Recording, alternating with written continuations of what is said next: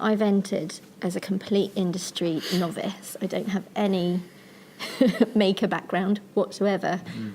So I've had to find someone to fill that slot. So it took a couple of attempts, but I did find a lady.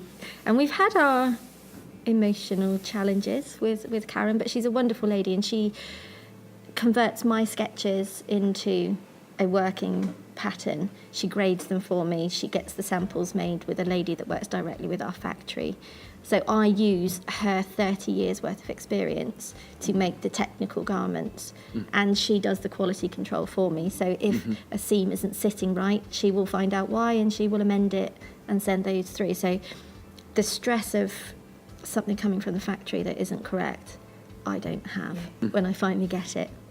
But Karen is my go-between. So yes, I worry that planning isn't in place, and I miss deadlines, and for various reasons, being a startup, we do get bumped down the line, which is, I think that's been my biggest challenge, hasn't it? It's sort of like accepting that this is part of the business that I've gone into.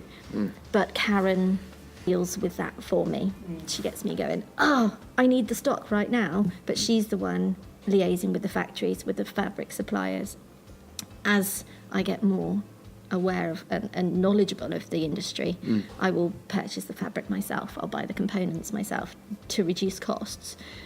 But if it's working with Karen, I won't change it. She'll continue to buy everything in, and I think probably that's the way I'll go, because I give her a sketch, that's it. Then I wait a few 3 months, and then I get a product. And what you've both demonstrated is you acknowledge that you don't have those skill sets, No. and you're actually using people who do know. And I think in product development, it's really important.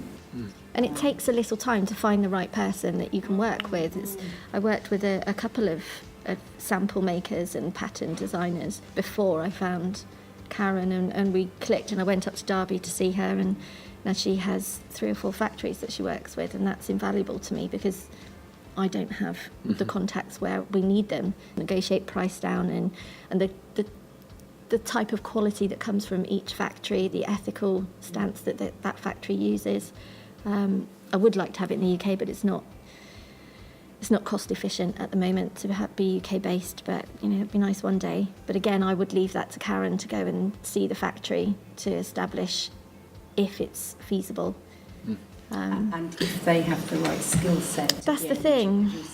And having you both here, been through the journey from in context of the manufacturing and supply and design and fabrics and everything else that goes with that.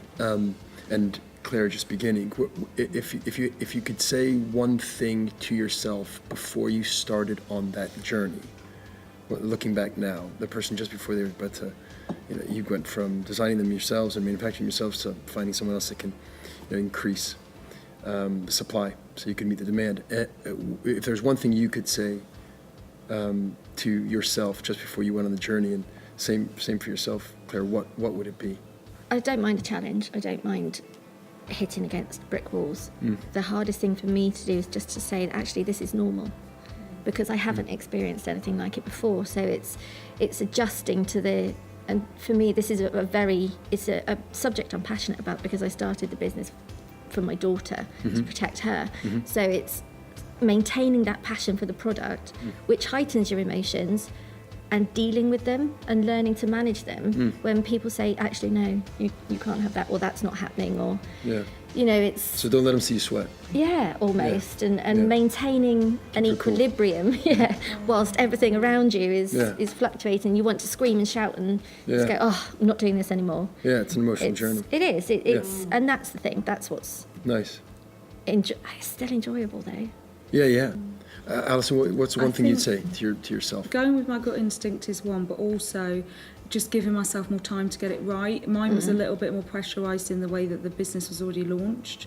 The products were already kind of out there and I needed them, and so maybe some of the sampling was rushed and things were a little bit rushed. It would have been nicer to be able to take my time over them. So you would have said to yourself back then, take your time with it. Yeah. Take your time with it. You don't have to rush. Get it right and really take my time. So similar responses in some respects. Yeah. Just like it's an emotional journey. You know, be Take aware time to that slow down. take time. Yeah. Linda mentioned that, you know, aware that things are going to take longer and factor that stuff in.